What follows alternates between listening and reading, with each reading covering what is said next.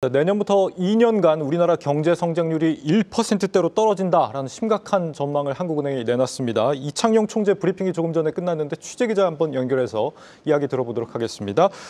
유호성 기자, 이 저성장이 고착화되는 흐름으로 보이는데 수출이 문제라고요? 네, 지난 3분기 경제 성장률이 나왔을 때도 우리 경제 성장률의 발목을 잡은 것은 수출이었습니다.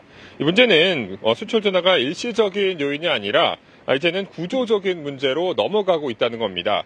이창용 한은 총재는 수출 증가세가 3분기 크게 낮아진 요인을 검토해보니 경쟁국과 수출 경쟁이 심화되고 구조적인 요인이 크다고 판단된다며 내년 재화 수출이 당초 2.9%에서 1.5%로 낮아질 걸로 전망된다고 말했습니다.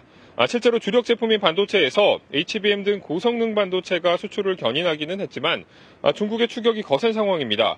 뿐만 아니라 중국은 우리가 강점을 가졌던 철강, 정유, 화학 등 중간재에서도 세계 시장에서 경쟁력을 확보했습니다.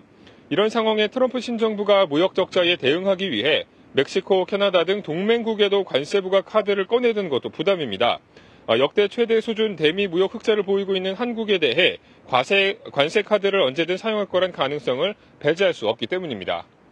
네, 기준금리는 예상과 달리 인하로 결정이 났습니다. 환율이 좀 불안하게 하더라도 경기부터 살리겠다는 의지로 보인다고요?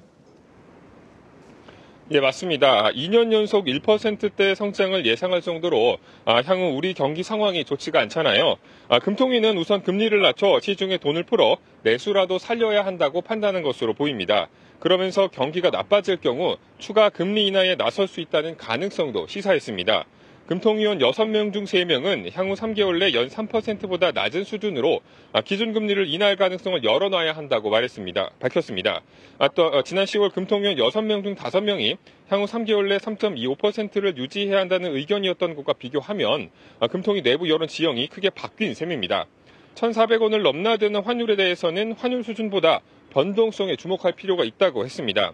이 총재는 최근 원화 절하 속도가 다른 통화보다 크게 빠르지 않다며 절하 속도를 조절할 충분한 의지와 수단이 있다고 말했습니다.